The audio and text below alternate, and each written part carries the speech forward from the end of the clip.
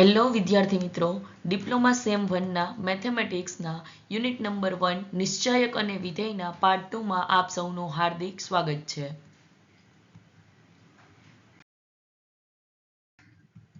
શું તમને પણ થર્ડ ઓર્ડર ડિટર્મિનન્ટના સાઇન અને એની જે રો છે, કોલમ છે એ કાઉન્ટ કરવામાં તકલીફ થાય છે?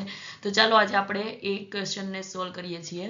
જો તમારી પાસે થર્ડ ઓર્ડર ડિટર્મિનન્ટ છે d ઇઝ ઇક્વલ ટુ, મેં અહીંયા એક્ઝામ્પલ લીધેલું છે a b c d e f અને g h i.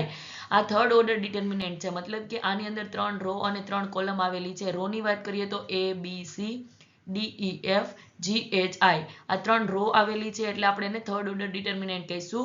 કોલમ ની વાત કરીએ તો a d g b e h અને c f i. આપણી પાસે 3 રો અને 3 કોલમ છે. જો રો અને કોલમ પ્રમાણે એને એડ્રેસ કરતા જઈએ તો શું લખી શકાય? તો કે પહેલો એલિમેન્ટ છે a, તો a છે એ પહેલી રો અને પહેલી કોલમ ની અંદર આવેલો છે, તો હું પહેલા એલિમેન્ટને એડ્રેસ કરીશ a11.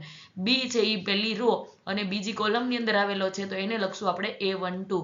c એલિમેન્ટ છે તો c માટે લખશું a13, મતલબ કે ત્રીજી કોલમ અને પહેલી રો ની અંદર આવેલો છે.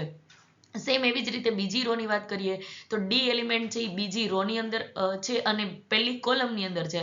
તો જે અહીંયા એડ્રેસિંગ બતાવવાનું છે એ કઈ રીતે થશે? તો કે પહેલું જે સાઇન બતાવે છે એ પહેલું જે નંબર બતાવે છે એ છે રો બતાવે છે અને બીજું જે નંબર બતાવે છે એ કોલમ બતાવે છે. એટલે કે અહીંયા મેં 2 1 લખેલું છે, એટલે કે પહેલું 2 નંબર છે એ શું બતાવશે? તો કે અહીંયા રો બતાવે છે અને 1 છે એ થશે કોલમનો નંબર છે.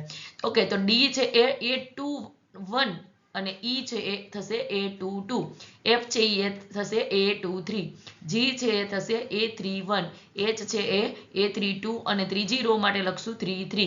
ઓકે, તો આ રીતે આપણે કોઈ પણ એલિમેન્ટ છે એને એડ્રેસિંગ કરી શકીએ છીએ. થર્ડ ઓર્ડર ડિટર્મિનન્ટ હોય તો થર્ડ ઓર્ડર ડિટર્મિનન્ટની અંદર આ રીતે આપણે એડ્રેસિંગ કરતા હોઈએ છીએ. હવે તમને સાઇન લેવામાં તકલીફ પડતી હશે. ઘણી વખત સ્ટુડન્ટને આ જે થર્ડ ઓર્ડર ડિટર્મિનન્ટ હોય તો એની સાઇન કઈ રીતે લેવી એ વિદ્યાર્થી મિત્રોને તકલીફ પડે છે. તો આપણે એક જ વસ્તુ યાદ રાખીશું કે પહેલો એલિમેન્ટ છે એની સાઇન હંમેશા પ્લસ આવશે. એટલે કે આ જે પહેલો એલિમેન્ટ વડે તમે જે કંઈ પણ કેલ્ક્યુલેશન કરતા હોય તો પહેલા એલિમેન્ટની સાઇન હંમેશા પ્લસ લેવી, પછી એને જ ઓપોઝિટ કરતું જવાનું છે અને દરેક એલિમેન્ટની સાઇન છે એ નક્કી થશે. પહેલો પ્લસ છે તો બીજું માઇનસ છે, બીજું માઇનસ છે તો ત્રીજું પ્લસ છે, અહીંયા પ્લસ છે તો અહીંયા માઇનસ આવશે, માઇનસ છે તો પ્લસ આવશે, પ્લસ છે તો માઇનસ આવશે, માઇનસ છે તો પ્લસ, પ્લસ છે તો માઇનસ. અહીંયા તમે કોઈ પણ ઓર્ડર સાથે તમે અહીંયા કાઉન્ટ કરી શકો છો. કોઈ પણ રો અને કોલમની વાત કરીએ તો કોઈ પણ રો અને કોલમના જે સાઇન છે એ કઈ રીતે નક્કી કરવા એ પહેલા એલિમેન્ટને આધારે જ તમે નક્કી કરી શકો છો.